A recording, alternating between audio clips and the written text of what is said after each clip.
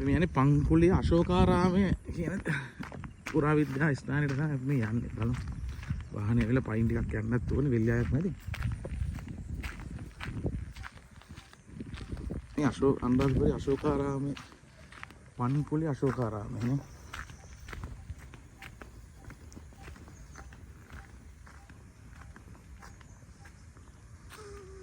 අශෝකාරාමයේ මේ පන්කුලිය නම් ග්‍රාමයේ පිහිට ඇත වීරාසන ඉරියව්වෙන් වැඩ සිටින මෙම හුණුගල් පිළිමය අභය සහ ආහ වන මුද්‍රා පිළිබිඹු කරයි.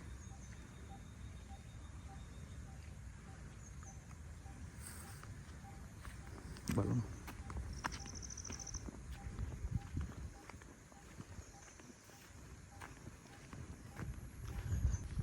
මේ පන්කුලිය අශෝකාරාමයේ තමයි දැන් අපි මේ ඇවිල්ලා ඉන්නේ. ඉතින් මේ බලමු මේ තා විශාල ආරාම සංකීර්ණයක්.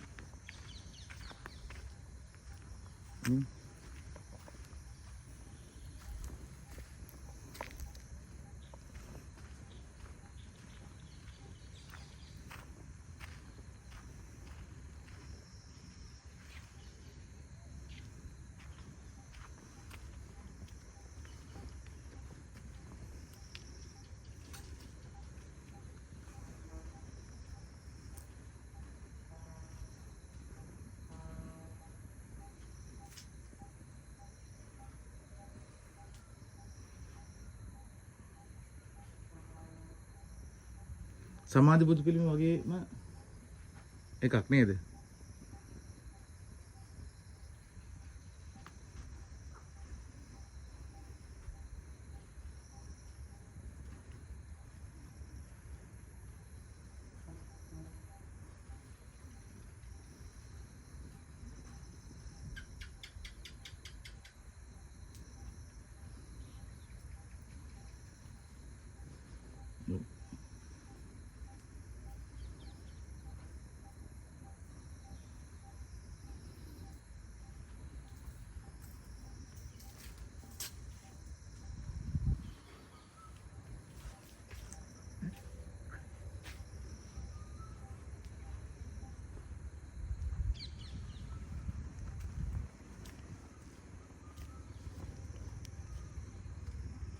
සලකඩ පහන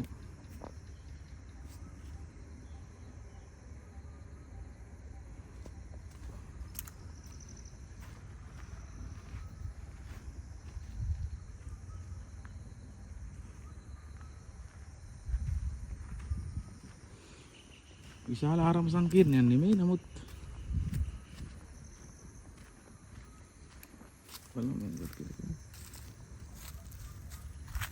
පන්කුලි අශෝකාරාම පබ්බත විහාරය සම්මත වර්ෂ 8 වන සියවසට පමණ අයත් වන මෙම පබ්බත විහාරය වනවාසී භික්ෂුන් උදෙසා කළ සංඝාරාමයක් ලෙස සැලකේ.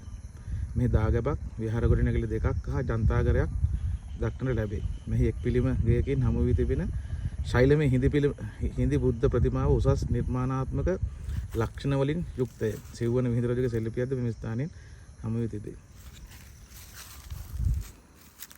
ජනතාගාරයකුත් තිබිලා තියෙනවා. ඒ කියන්නේ ගින්නින් හල්ගයක්.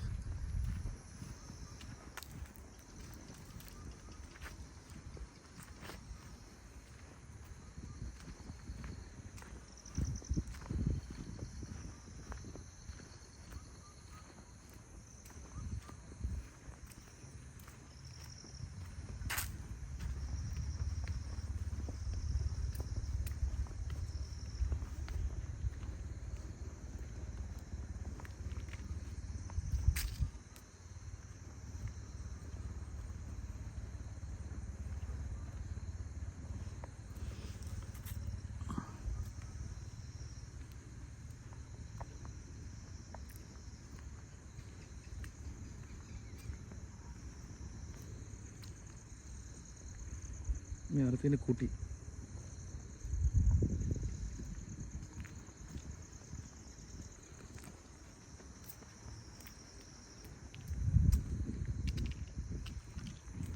දන්තාගරේ කොහෙද බලමු තියෙන්නේ. මේ දන්තාගරේ කියන්නේ මේ ගිනිහල්ගේ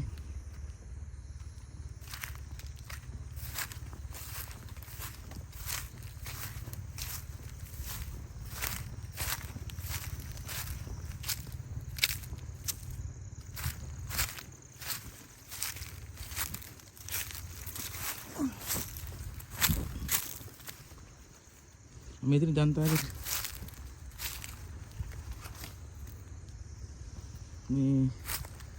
මෙතන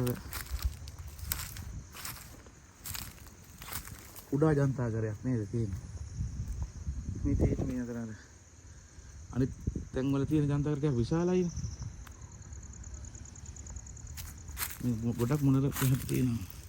මොනර ගොඩක් ඉන්න මේ හරිය.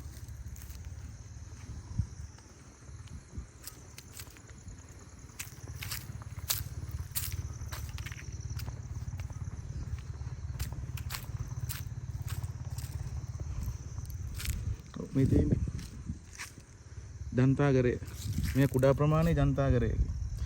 නම සංඝාරාමයේ වැඩ වාසය කළ භික්ෂුන් වහන්සේලා දෙදා උණු ජලය ස්ථානීය කෙරෙලීම පිණිස කරන ලද ඉරි කිරීමේ මධ්‍ය කොටස ඉහළින් විවෘතව තිබෙන ආකාරයට සැලසුම් කර තිබේ.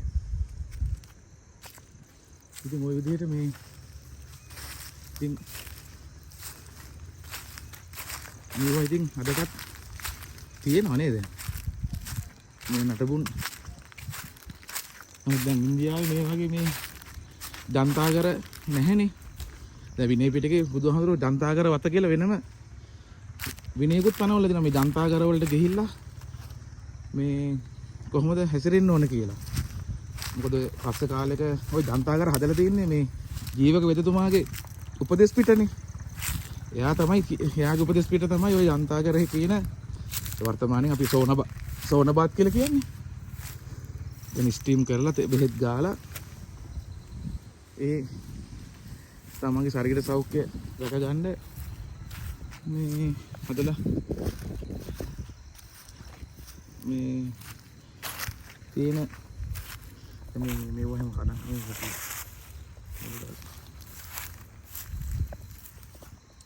ඒතකොට මේ සවැත් නුවර කියලා කිව්වහම බුදුහාමුදුරන්ගේ මූලික වශයෙන් තිබ්බ දේශනාරාමය ඊළඟට පූර්වාරාමය රාජකාරාමය සහ අනිත් එක ආනන්ද බෝධියනේ. එතකොට දේශනාරාමයේ පූර්වාරාමයේ රාජකාරාමයේ සහ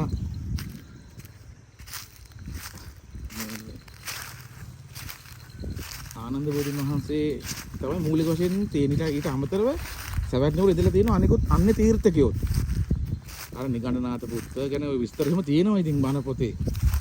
පගුත කච්චන සංජය බෙල්ලට් පුත්ත. හරි. මොකද දැන් ඉන්දියාවේ ඉඳලා තියෙන ජෛන මහාවීර ගැන කිසිම සඳහනක් ත්‍රිපිටකය තුල හම්බ වෙන්නේ නැහැ. සූත්‍රවල දේශනාවල මේ හම්බ වෙන්නේ නැහැ.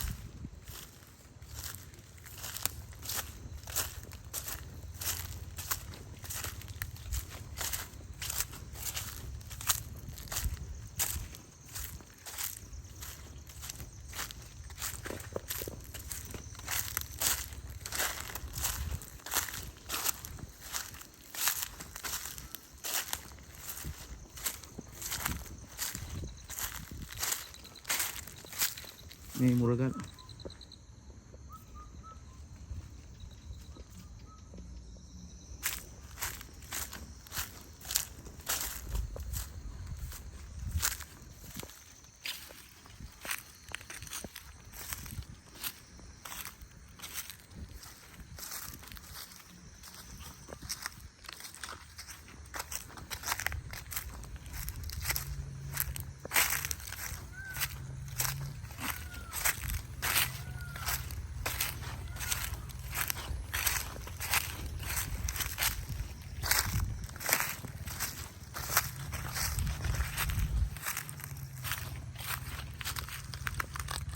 මේ මුරගල්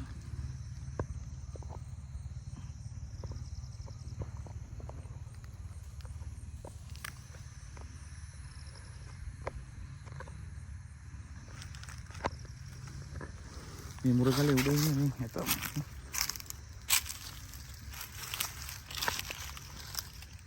අත්කෝ පැති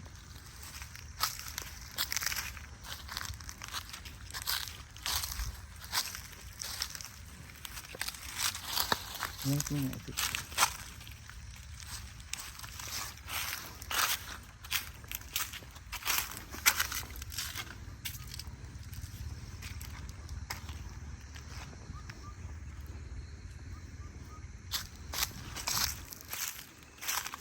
මේ හැමතැනම ඉතින් කුටි වටේ තියෙනවා.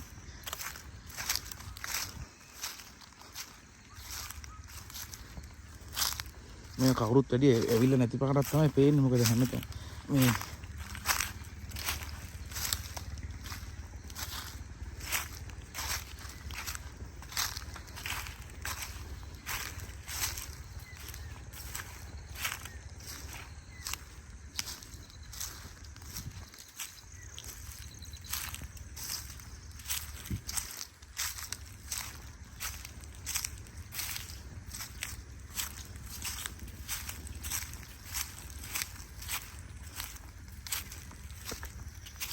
මේකකින් තව කුටියක්.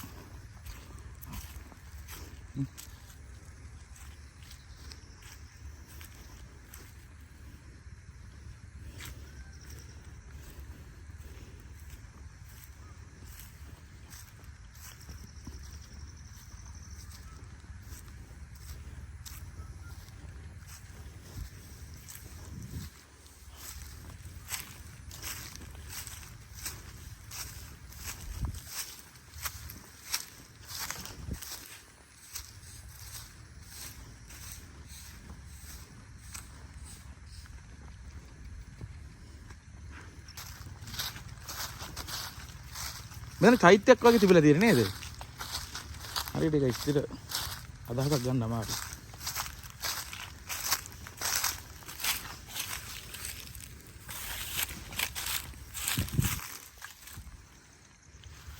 මොනර පෙල් ගොඩක් තියෙනවා වැටිලා.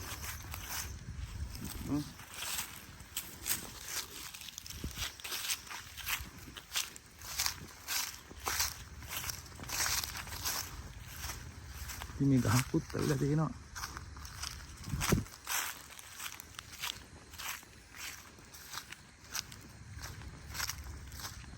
වටේට කුටි පිහිටලා තියෙනවා. මැද තමයි චෛත්‍යයයි ඊළඟට පිළිමගේ එහෙම තියෙන්නේ. මේක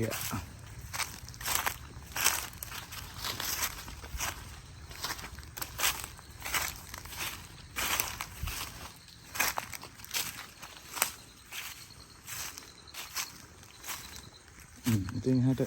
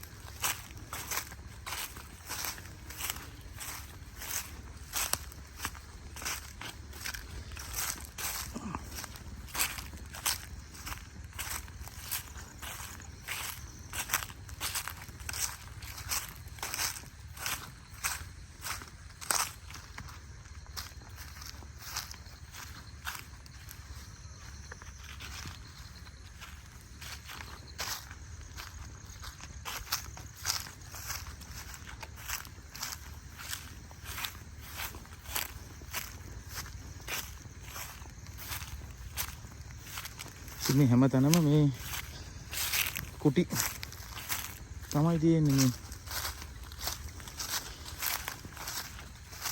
මොකද අතීතයේ කියනවනේ මේ අශෝක අධිරාජ්‍යයක් කියන්නේ පාටලිපුත්‍රය අත වර්තමාන පොළොන්නරුවේ අගනුවර විදිහට අරගෙන පත්වෙත් නැත්නම් ධර්මාශෝක නැත්නම් අශෝක අධිරාජ්‍යත් හැදුවා කියන සවැත්නුවර හැදුවනේ අශෝකාරාමය කියලා ආරාමයක්. සමහරට මේක ඒක වෙන්න පුළුවන්. අපි තවදුරටත් මේ තොරතුරු මේ සොයලා බලන්න ඕනේ. මොකද මේක අර මිහිඳු රජතුමාගේ සෙල්ලිපිකුත් හම්බෙලා තියෙනවා. අශෝකාරාම කියලා තියෙනවා. ඉතින් එකයි තත්ත්වය. මේ තියෙන්නේ සමාධි බුදු පිළිමය.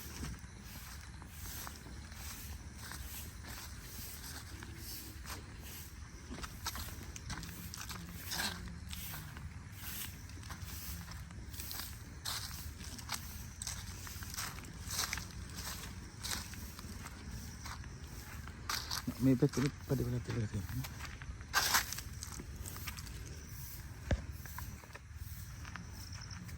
මේකෙත් නේ අර ඇට්‍රූපේ තියෙන උඩ මේකේ.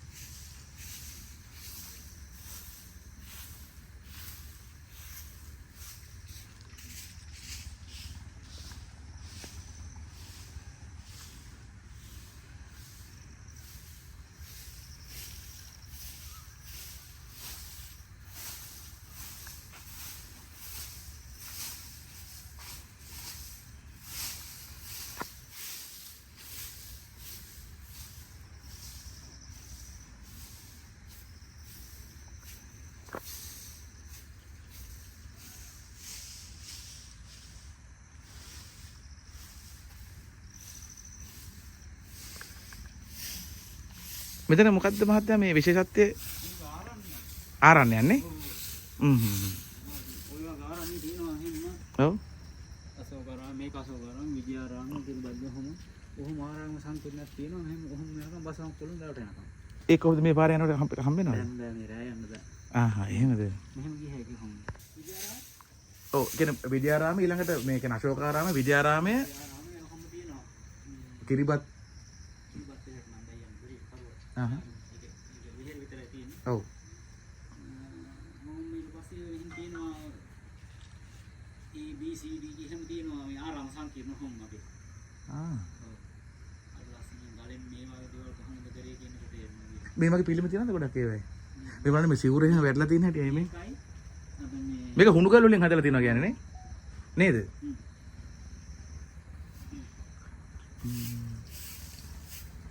බලන්න වෙන්නේ. අපි යමුද අයියාට?